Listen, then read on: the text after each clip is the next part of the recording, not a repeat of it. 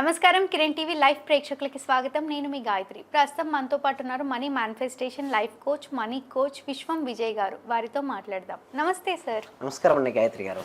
Sir, manifestation వేలో ఇప్పటికీ మీరు ఎన్నో టెక్నిక్స్ చెప్తూ వచ్చారు. మన ప్రీవియస్ వీడియోస్కి కూడా చాలా రీచ్ వచ్చింది, బాగా రెస్పాండ్ కూడా అవుతున్నారు చాలామంది. సో మనకు తెలుసో తెలియకో మన చుట్టుపక్కల ఎంతో మంది శత్రువులు ఉంటూ ఉంటారు. సో మన శత్రువులను కూడా మిత్రులుగా మార్చుకునే అవకాశం ఉంటుంది అంటారా మేనిఫెస్టేషన్లో? ఒకసారి తెలియజేయండి. ధర్మో రక్షిత రక్షిత యద్భవం తద్భవం. అవునండి, శత్రువులు మిత్రులుగా మారచ్చు. అయితే ఎలా మారుతారంటే చూడండి, దీన్ని టెలిపతి అంటారు. అంటే టెలిపతి అంటే ఒక వ్యక్తి యొక్క మనసును ఇంకొక వ్యక్తి యొక్క మనసుతో ఆదరణ తెచ్చుకోవచ్చు, వశపరచుకోవచ్చు. అండ్ ఇంకొకటి చెప్పాలంటే మనం ఏదైతే అనుకుంటామో ఆ పర్సన్ ఆ విధంగా కూడా మార్చుకోవచ్చు. బట్ ఏంటంటే బై ప్రాక్టీసింగ్ మేడం. అంటే దీన్ని ఎలా అంటే చూడండి మేడం, ఎవరికైతే మీరు శత్రువు అనుకుంటున్నారో ఫస్ట్ అతని శత్రువుని ముందు మనం తీయాలి. మన లోపల ఎవరితోనూ శత్రుత్వం లేకుండా ఉండడం నేర్చుకోవాలి. అంటే సాత్విక లక్షణాలు ఏర్పరచుకోవాలి. ముందుగా ఆ వ్యక్తి మనకు మిత్రుడుగా మనం భావించుకోవాలి. ఫస్ట్ స్టెప్ ఏంటి మేడం, ఆ వ్యక్తిని మనం మిత్రుడుగా మార్చుకోవాలి. అప్పుడు అతని ఎందు ఏది రెపల్స్ ఉండదు, ఘర్షణ ఉండదు వారికి సో ఆ టైంలో మనకి ఏం చేస్తామంటే మనం ఏదైతే చెప్తామో అది జరుగుతుంటుంది. సో సబ్ కాన్షియస్ మైండ్ ఎప్పుడు యాక్టివ్ ఉంటుందో అతను నిద్రపోతారు కదా జరంగా. ప్రతి ఒక్క వ్యక్తి ఎప్పుడు 10, 11, 12 కల్లా పడుకుంటారు. 11:30 ఆ టైంలో ప్రశాంతం కూర్చుని ఇప్పుడు ఎవరైతే మీరు శత్రువు అనుకుంటున్నాడు ఆ వ్యక్తితో ఏ పని అయితే మీరు చేయించాలనుకున్నారు అంటే నైట్ టైంలోనే సార్. నైట్ టైమే బెస్ట్ మేడం. ఎందుకంటే నైట్ టైంలో వాళ్ళ కాన్షియస్నెస్ లెవెల్స్ ఏమవుతాయి, నిద్ర వస్తుంది జరుపుకుంటారు. ఓన్లీ సబ్ కాన్షియస్ మైండ్ పనిచేస్తుంటుంది వాళ్ళు మీ సబ్ కాన్షియస్ మైండ్తో. అంటే మీరు కూడా ఎలా ఉండాలంటే చాలా ఎక్కువ యాక్టివిటీస్ కాదు, చాలా ధ్యానంలో ఉండాలి. అంటే ఎప్పుడైతే మన నిద్రలోకి అండ్ మనకు ఒక మధ్యలో ఉండే ఒక స్థితిలోకి మనం వెళ్తాం మేడం మెడిటేషన్స్ చేస్తాం. చూడండి, ఎక్కువ యోగులు, మునులు, ఋషులు, సిద్ధులు వారు ఏదనుకుంటే అది జరుగుతుంది అంటారు. ఎందుకు చెప్పండి, వారి స్టేట్ ఆఫ్ మైండ్ డిఫరెంట్గా ఉంటుంది. వారి నిమిషానికి వారు రిలీజ్ చేసే ఆలోచనలు చాలా తక్కువగా ఉంటాయి. సార్, ఇప్పుడున్న జనరేషన్లో ఏ ఫీల్డ్కి వెళ్ళినా పాలిటిక్స్ ఎక్కువగా అయిపోయాయి. అంటే మనకున్న శత్రువుల వల్ల మనం ఏ పని చేసినా సక్సెస్ ఉండదు, ఏ పని చేసినా అసలు దానికి అర్థమే ఉండదు. వాళ్ళ వల్ల భయపడుతూనే ఉంటాం, కానీ మనం చేసే పని మీద కాన్సన్ట్రేషన్ పెట్టలేకపోతూ ఉంటాం. మీరే అన్నారు ఇప్పుడు ఏంటి, పనిపైన కాన్సన్ట్రేషన్. ఎప్పుడైతే మీరు పనిపైన మీరు కాన్సన్ట్రేషన్ పెట్టారో సో ఆటోమేటిక్ మీరు సక్సెస్ అవుతారండి. అతని శత్రువు అని మనం చూడడం ఫస్ట్ మనం మర్చిపోవాలి.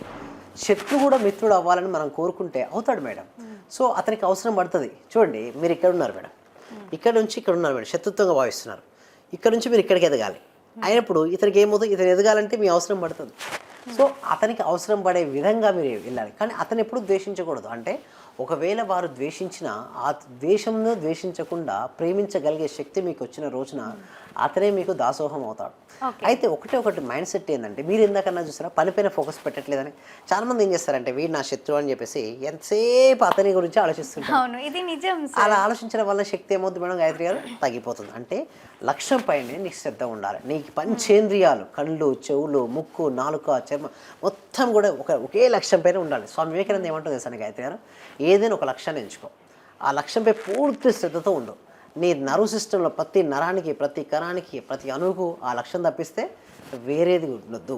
అలా ఉన్న రోజున నువ్వు అనుకున్న లక్ష్యాన్ని ఈజీగా చేరుకుంటా అంటాడు స్వామి వివేకానంద. అంటే ఇక్కడ కూడా అంతే మేడం, మీరు శత్రు అనుకున్న రోజు శత్రువుగానే ఉంటాడు.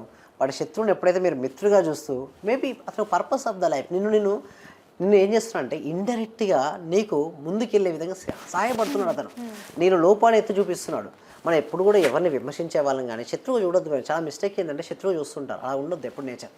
సో ఎప్పుడైతే మనలో పాజిటివ్ ఇలాంటి సిచ్యువేషన్స్ మనం ఎక్కువగా కార్పొరేట్ ఆఫీస్లో లేదా ఐటీ కంపెనీస్లో ఎక్కువగా పాలిటిక్స్ ఎక్కువగా చూస్తుంటాం. అవునవును, కరెక్ట్. నేను విన్నాను ఈ మధ్యలో.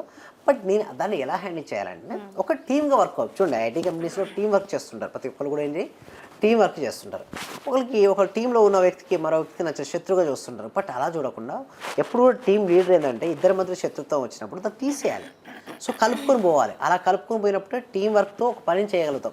సో ఒకలే ఒక పని చేయగలుగుతారా మేడం? చేయలేదు కదా. ఒక పనిని 10 మంది కలిసి చేస్తే ఫాస్ట్గా నెరవేరుతుంది. అదే ఒక వ్యక్తి చేస్తే కాదు. ఆ 10 మందికి ఆ లక్ష్యాన్ని మీ లక్ష్యంగా చూపించాలి. కంపెనీ లక్ష్యాన్ని ఇండివిజువల్ లక్ష్యంగా ఎప్పుడైతే కంపెనీ చూపించగలుగుతుందో ఆ కంపెనీ నెంబర్ 1 పొజిషన్కి చేరుతుంది. సార్, ఇలాంటి పాలిటిక్స్ వల్ల కొంతమంది లైఫ్సే కొలాప్స్ అయ్యే అవకాశం కూడా ఉంటుంది. Yes madam. అయితే వారు ఎలా ట్రీట్ చేస్తున్నారు వాళ్ళని, నేను ఏమంటానంటే దీనికి బెస్ట్ సొల్యూషన్ ఏంటో చెప్పాలండి గాయత్రి గారు, ప్రశాంతంగా ఎవ్రీడే ధ్యానం చేయాలి మేడం.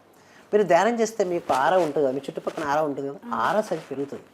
ఎప్పుడైతే ఆరా విస్తరించినప్పుడు సో నెగిటివ్ టచ్ చేయదు మిమ్మల్ని ఎవరైనా విమర్శించారనుకోండి చిరునవ్వుతోనే తింటారు తప్పిస్తే నన్ను విమర్శించారని చెప్పేసి వారిని మనం విమర్శించాం.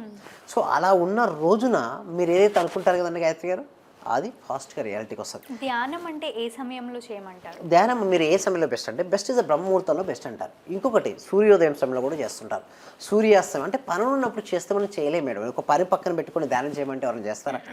పని పక్కన అవసరం లేదు మేడం. అయితే నువ్వు ఎప్పుడైతే పనులన్నీ అయిపోయినాక చేయొచ్చు, పనులన్నీ మొదలుపెట్టే ముందు చేసుకోవచ్చు. మధ్యలో పనులు చేయాలి.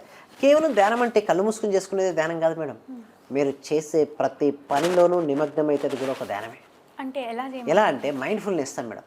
మీరు టీ తాగుతారు, లేదా కాఫీ తాగుతారు, లేదా మిల్క్ తాగుతారు, లేదా ఏ పని చేసేటప్పుడు ఆ పని ఎందుకు పూర్తి శ్రద్ధగా లీనమై చేయాలి. అంటే ఆహారం తీసుకుంటారు, పూర్తి కాన్సన్ట్రేషన్ మనసుతో తినాలంటే మనసు అక్కడే పెట్టి తీయాలి. స్నానం చేస్తుంటారు, నీటి స్పర్శ తెలియాలి. ఆహారం తీసుకుంటారు, టేస్ట్ తెలిసి ఉండాలి. మనం నడుస్తుంటాం, కాలు యొక్క శబ్దాన్ని వినగలగాలి. దీన్నే మైండ్ఫుల్నెస్ అంటారు. ఎవరైతే అంత మైండ్ఫుల్నెస్తో ఉంటారో వాళ్ళకి పాస్ట్ లైఫ్ ఉంటుందా? పాస్ట్ ఉంటుందా? గుర్తుంటుందా? లేదు. ఫ్యూచర్ గుర్తుండదు, పాస్ట్ గుర్తుండదు. ఎగ్జాక్ట్లీ గాయత్రి గారు, ఎగ్జాక్ట్లీ కరెక్ట్గా పాయింట్కి వచ్చారు మీరు.